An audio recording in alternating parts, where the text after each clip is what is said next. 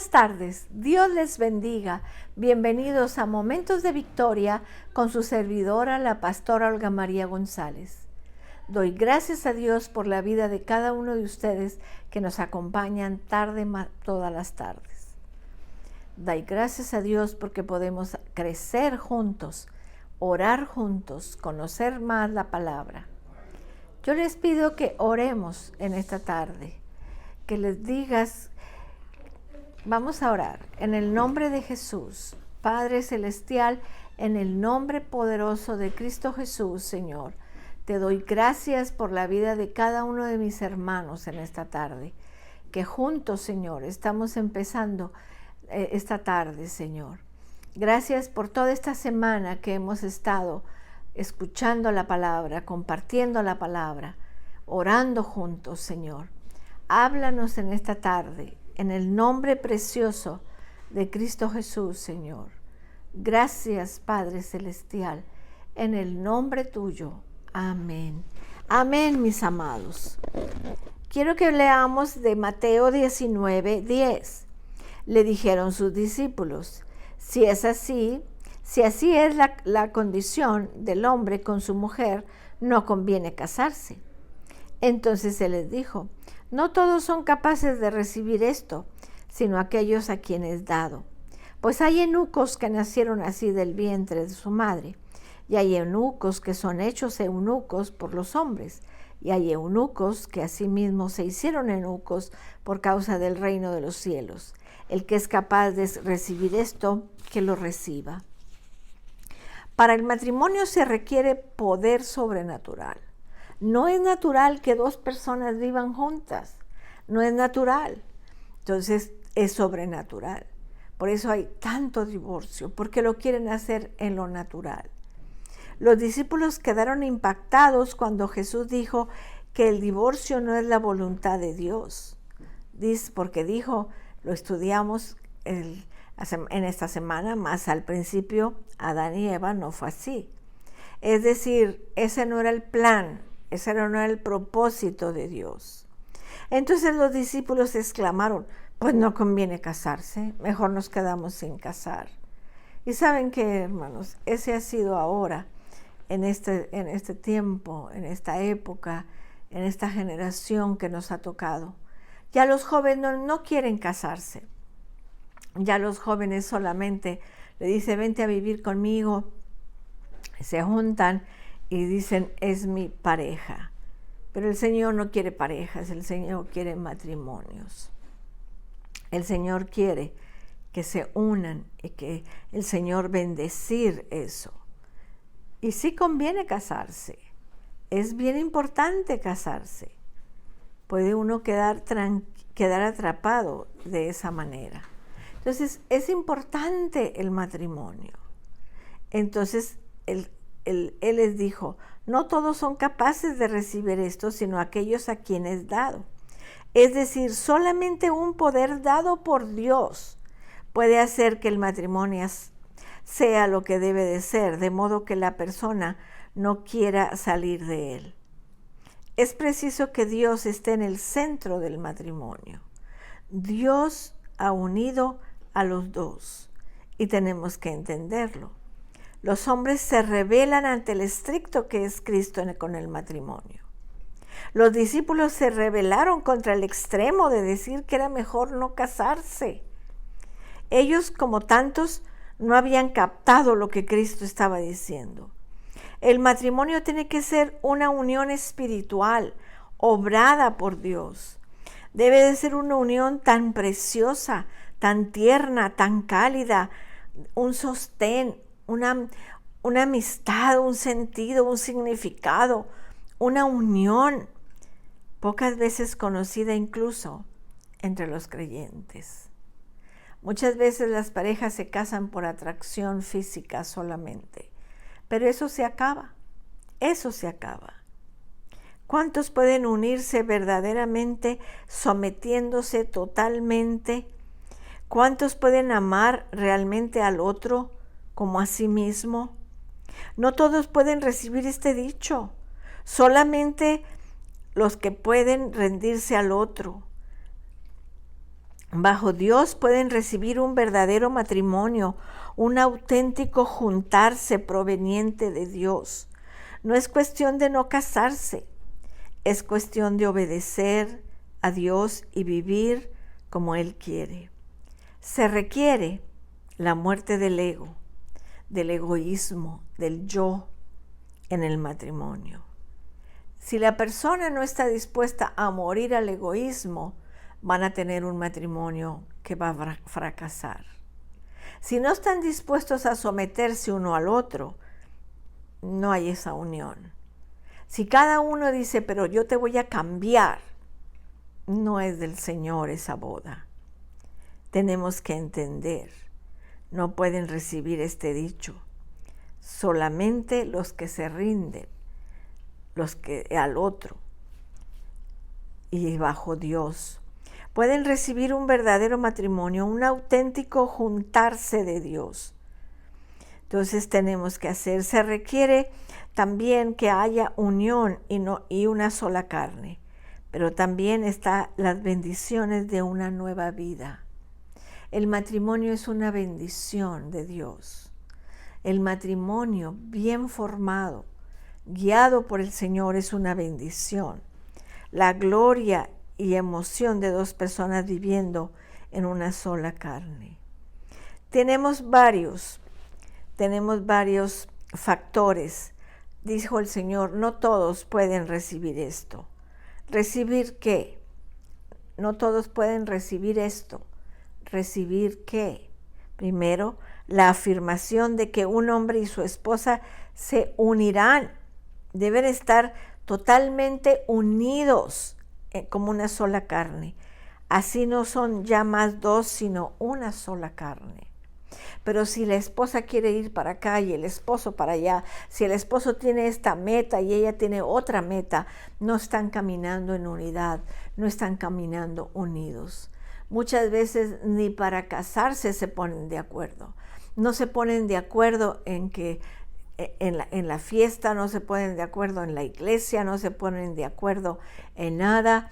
Se casan con hombres y mujeres que no son iguales a ellos. El Señor dijo, no unáis en yugo desigual. Hay personas que se casan en yugo desigual. Personas que se casan con hombres católicos o mujeres católicas o de otra religión o de otra ideología, de otra doctrina, y el Señor dice, no os unáis en yugo desigual, porque van a venir muchos problemas. Desde la boda comienzan los problemas, que si nos casamos por la católica, que si nos casamos por la evangélica, que si nos casamos, o que mejor no nos casamos por la iglesia, solamente por el civil, y luego vienen los niños y viene el problema de que si los bautizamos de niños, que si los llevamos a la escuela dominical, que si los llevamos a la doctrina, y comienzan las dificultades y cada quien caminando hacia su propio camino, en vez de estar unidos en un mismo pensamiento, en un mismo sentir, en un mismo caminar. Eso es lo que tenemos que entender. Tenemos que entender las bendiciones de la nueva vida, la gloria y la emoción de las personas. Tenemos que entender eso. Entonces vimos que no pueden recibir esto. La afirmación, ya vimos, de que un hombre y su esposa se unirán. La afirmación de que es Dios y solamente Dios quien puede juntar al hombre y a la mujer. No es ni la ilusión, ni la emoción, ni la carne, ni la atracción. Es Dios. Por eso es tan importante que las parejas oren juntos, oren para unirse. Tenemos que entender eso, mis amados. Y luego en el versículo 11 habla del eunuco, dice en el 12, pues hay eunucos que nacieron así del vientre de su madre. ¿Qué es un eunuco? Es un varón que no tiene sus partes sexuales, sus partes íntimas. Unos ya nacieron así, otros se hicieron por los hombres. En el tiempo de Jesús había muchos eunucos. Ahora ya no es tanto. Ahora ya no hacen esas operaciones. Ya no hay tantos eunucos. Dice, hay eunucos que a sí mismos se hicieron para servir. Por ejemplo, vemos en el Antiguo Testamento cómo los hombres que servían en el palacio del rey tenían que ser eunucos para que no tuvieran relaciones con las esposas del rey. Y se hacían eunucos, por eso el rey los mandaba a hacer. Es una crueldad, pero así era. Entonces, el supremo ideal del matrimonio, devocional total al reino de Dios. Que se unan para el reino de Dios, que se unan para servir a Dios. Pero si uno tiene una mentalidad y otro otra mentalidad, uno una doctrina y otro otra doctrina, ¿cómo van a caminar juntos?